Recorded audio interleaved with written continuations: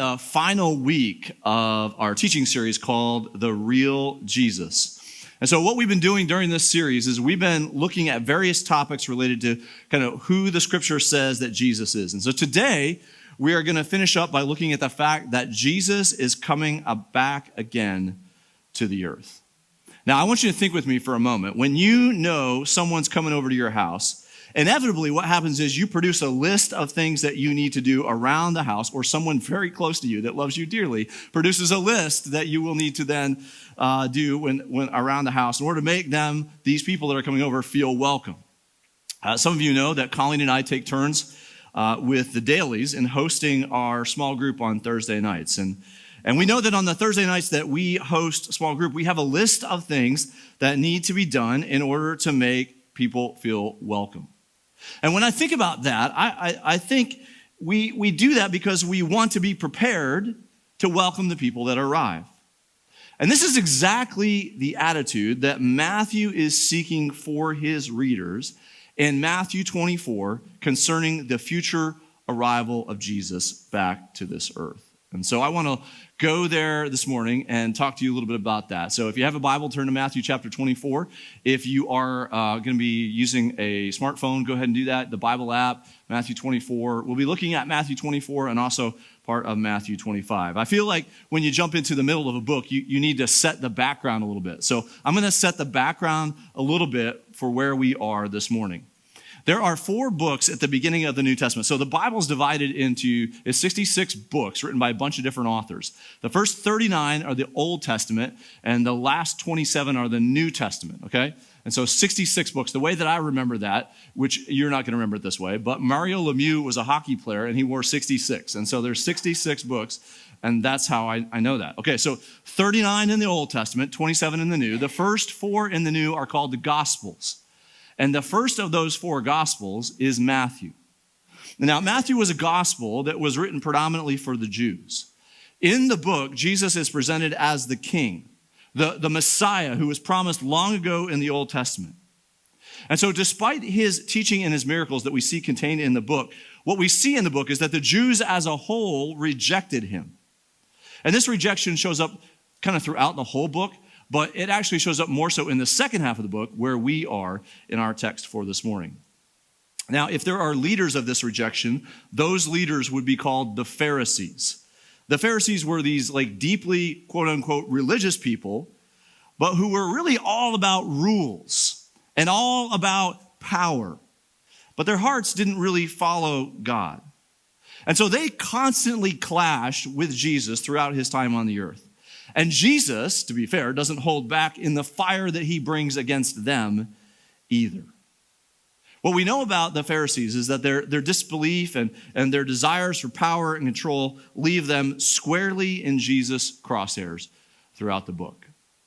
But specifically in chapter 23, Jesus has some direct words for them. And it's a message that he kind of repeats over and over again. You know that one time, if you're a parent, when you actually got mad at your kid, that one time, right?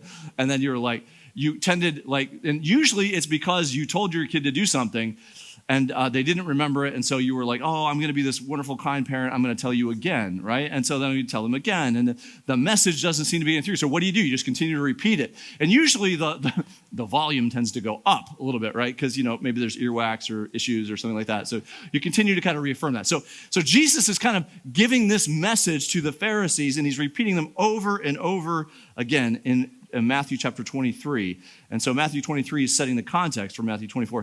Here's what Jesus says to the Pharisees, starting in verse 13 of Matthew 23. He says, "Woe to you, teachers of the law and Pharisees, you hypocrites."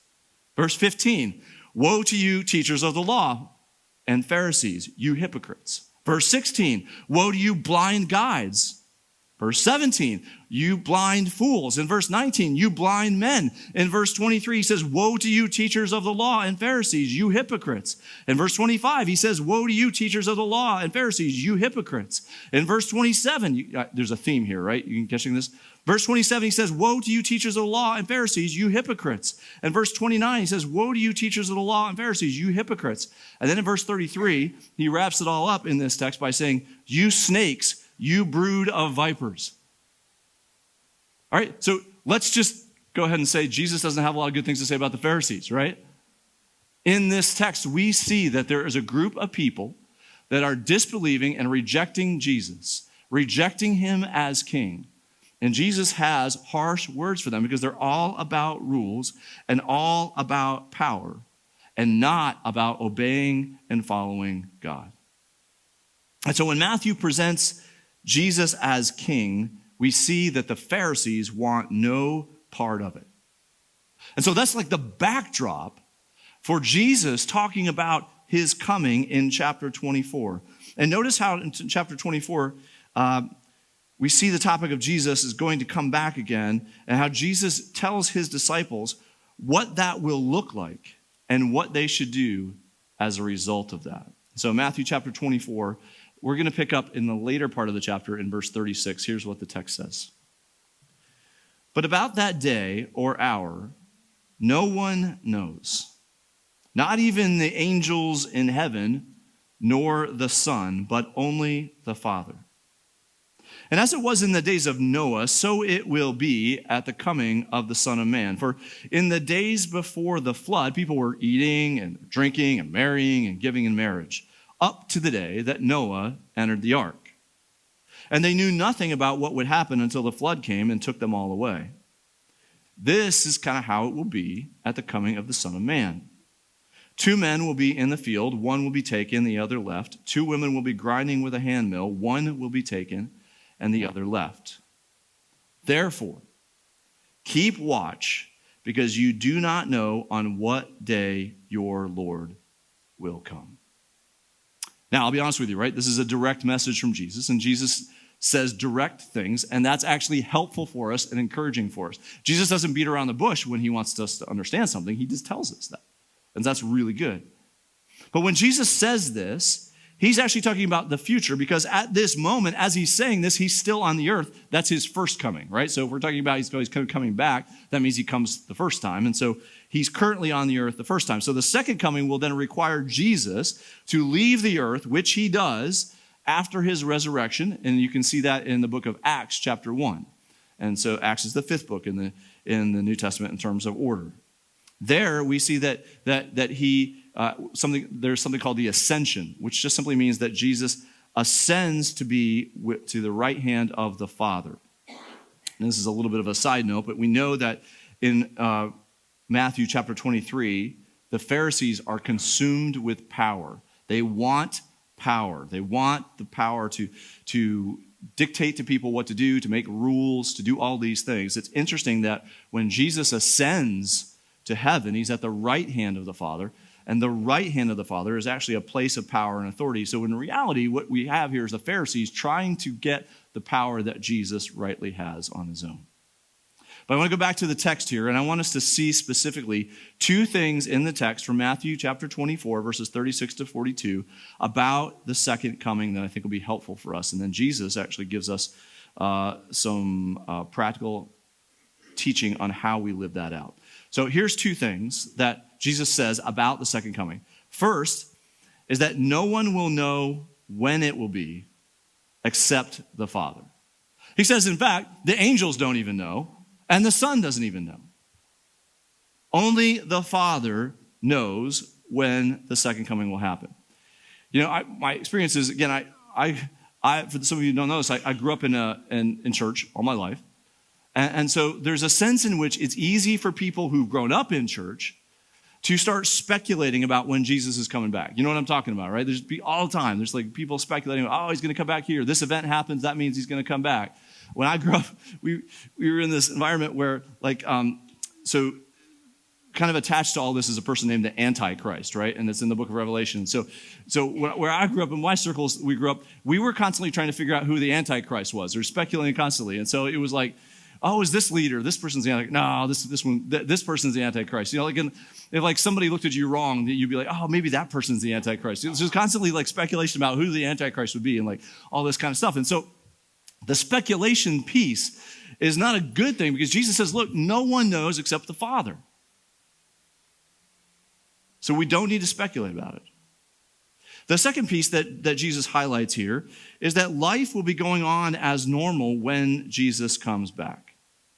He specifically says in the text that people are going to be eating and drinking and marrying and giving in marriage. All that's going to be happening. And that's just another way of saying that normal things people do on a normal day will be happening during this time. And he actually refers back to before the flood, before Noah entered the ark, as an example of how life was going on as normal.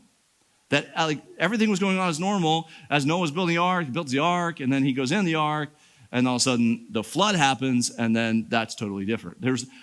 In the first service, I was referring to, there was this commercial, right? I thought it was a Snickers commercial. But there's this commercial a long time ago. Somebody found it and showed it to me in between services. It's a Reese's Cups commercial from the 1980s. And there's two guys that are in a cave, and they're eating peanut butter and chocolate together, and they're loving it, and they're thinking it's the best thing in the world. And then one of them turns to the other and says, it's raining outside, by the way. And the one of them turns to the other and says, hey, we should tell Noah about this. And they're like, oh, we'll just wait till it stops raining, right? And the whole joke is like, okay. But the people were acting like everything was normal, like we'll get to them later, this sort of thing. That's the same idea here in the text, right? That everything's going on as normal, people are doing their thing, and that will be the time in which Jesus comes back. So that's the kind of the overview of what Jesus is driving at in these verses. But he says specifically off of that, he says, so then as a result of that, basically people need to keep watch. That we should keep watch. Now, what does it mean to keep watch? We don't really say that anymore today. Another way to say that is that we should be prepared. Jesus is going to go on at the end of chapter 24 and chapter 25 and to help us understand and unpack the idea of what does it look like to be prepared for the second coming. But before he does that, I kind of want to answer a question that may be in your minds here this morning. If you're newer to church, newer to the Bible, you might be thinking to yourself, okay, Neal, I get Jesus came to the earth the first time, and now you're saying that he's coming back, but why does that matter? Or why should that matter in my life? What's the big deal about Jesus coming back? And I think there's a few reasons why we should care about the fact that Jesus is coming back. Number one, because the physical presence of God on this earth will completely shake things up. Like when Jesus came the first time to this earth, we're reading about this in the Gospels, and we see how everything changed, everything transformed. Like Jesus as a real person came, God in the flesh, and there was just a ton of reorienting, ton of change that was happening, and that's going to be the same thing here when Jesus returns. So I talked about how that Colleen and I, in the opening illustration, talked about how Colleen and I reorient our lives around cleaning the house, and we got to vacuum the floors and sweep the floors and do all this kind of stuff when people come over. Can you imagine God in the flesh coming back to this earth? Can you imagine how that's going to shake things up?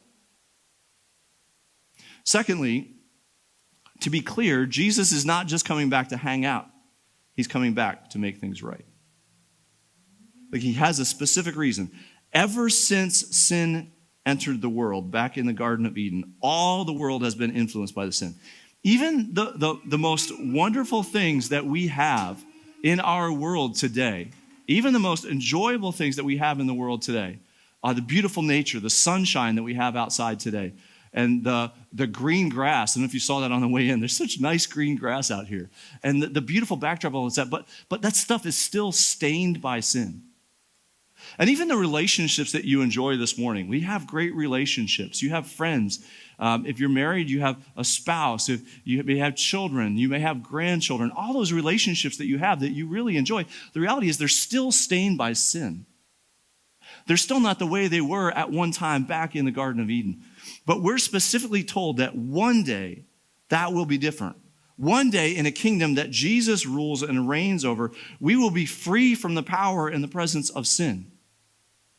and he will make things right. Sin and sinners will be judged, and holiness and righteousness will reign. It will look very differently in a really good way at that point in time. You know, there's an expression that our culture says. They say, you want to be on the right side of history. And sometimes when they say that, I'm not entirely sure that they're using it correctly. But the idea is that you want to be on the right side of the history. Well, you want to be on the right side of this when Jesus comes back. Right? There's a clear sense in which you and I want to be rightly related to God when Jesus returns. And we can be through what Jesus has done for us on the cross. Now, third piece to this is that when Jesus rules, there is unbridled joy for those who follow him. Like, Matthew presents Jesus as king. And Jesus as king means that we have the best king who has our best interests at heart. Like, he paid the ultimate price. We talked about this last week. He paid the ultimate price by dying on the cross and rising from the dead. And Paul poses this question in Romans 8.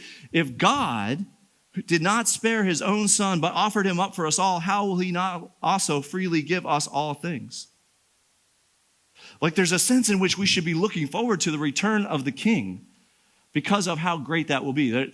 I love the Lord of the Rings movies. I'm totally into those movies, and I don't really like long movies, but those are super long movies, especially the uncut versions. And it's like a full day. But, you know, like, you watch these movies, and there's an anticipation for the return of the human king in that moment. And there's some foreshadowing by Tolkien there as well. But the whole idea is that the people are looking forward to the return of the king and the rule of the king, because the rule of the king will be way different in such a good way. Look, the reality is when Jesus comes back and he rules and reigns, it's going to be joy-filled for those who follow Jesus. It's not drudgery. It's not apathy that we should be thinking about. It's true joy because of the reality that the one who came and died on a cross for our place, in our place for our sins, and rose from the dead will rule and reign one day. So this really does actually matter. This is a big, significant piece for us. It is a huge difference when Jesus returns. Now, in chapter 25, in the last part of chapter 24, Jesus expands on how we should respond to this truth. And he does this through parables. And parables are stories. They're not necessarily true stories, but they're there to teach specific truths. And so in the last part of chapter 24, and then the parables in 25, Jesus actually gives us ways in which we can be prepared for his second coming. And so the first is this, that we should be alert and focused. We stay prepared by being alert and focused. And Jesus uses the images of a thief in the night, the end of chapter 24, and a bridegroom coming to 10 virgins in chapter 25.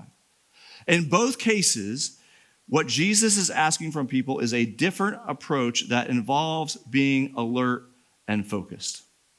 Matthew 24, verses 43 and 44 says this, but understand this, if the owner of the house had known at what time the thief was coming, he would have kept watch and would not have let his house be broken into. So you also must be ready, because the Son of Man will come at an hour when you do not expect him. All right? So if somebody's going to break into your house this week and you knew exactly what time that was going to be, you would have the police waiting, or some of you are old school and you'd have a shotgun in your hands waiting, right? So like whatever that looks like. I'm not endorsing that, by the way, but I'm not endorsing it either. So, okay, whatever. So the idea is you would be prepared. Because the thief is coming at that point in time. Jesus is saying you need to be prepared. You have to have a different approach as far as that goes. You need to be prepared. One of the things I love about Colleen, my wife, is that she's prepared. She thinks about things well in advance, right? And so right now she's thinking about stuff 3 or 4 weeks down the road, right? My life, the way this works, is I'm thinking about 2 to 3 hours down the road, right? That's about all I'm thinking about. And so some stuff just catches me by surprise because it's more than 2 or 3 hours down the road. Colleen, not so much. She's prepared for those things. Well, in essence, the text is saying, take Colleen's approach, don't take my approach. That we need to be thinking about and having in the forefront of our minds, living our lives with the second coming in view. Know that Jesus is coming. Don't live our lives with this idea that Jesus isn't coming back or that it's way in the back. Think of it as central in your mind. Second piece is this. Second way we stay prepared is this. By investing in what lasts. We stay prepared by investing in what lasts. See, here's the deal. God gives each of us talents and abilities. Those talents and abilities aren't for our personal gain, but for bringing people to know and believe in Jesus as their Savior and leader, and then helping them grow as followers of Jesus. It's about helping people experience Jesus, grow together, and make a difference. And so Jesus tells this parable about bags of gold to show that being prepared means investing in what lasts. Matthew 25, verses 19 to 23 say this. After a long time, the master of those servants returned and settled accounts with them. I should probably give you the context of this story. There's 3 servants, and one servant is given 5 bags of gold, another 2, and another 1. And so the text says, after a long time, the master of those servants returned and settles accounts with them. The man who had received 5 bags of gold brought the other 5. Master, he said, you entrusted me with 5 bags of gold. See, I have gained 5 more. He invested it, brought back 5 more. His master replies to him, well done, good and faithful servant. You've been faithful with a few things. I will put you in charge of many things. Come and share your master's happiness. Verse 22, the man with the 2 bags of gold also came. Master, he said, you entrusted me with 2 bags of gold. See, I have gained 2 more. His master responds, well done, good and faithful servant. You have been faithful with a few things. I will put you in charge of many things. Come and share your master's happiness. But then there's a third. And the third, with the 1, essentially just buries it. Doesn't do anything with it. And claims that the master was hard, and so he's not going to do anything. He didn't want to lose the 1. And the master is harsh in his response.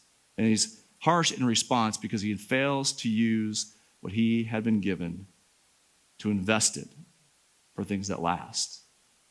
And this is the challenge. See, as believers in Jesus, we are not simply trying to run out the clock of our lives.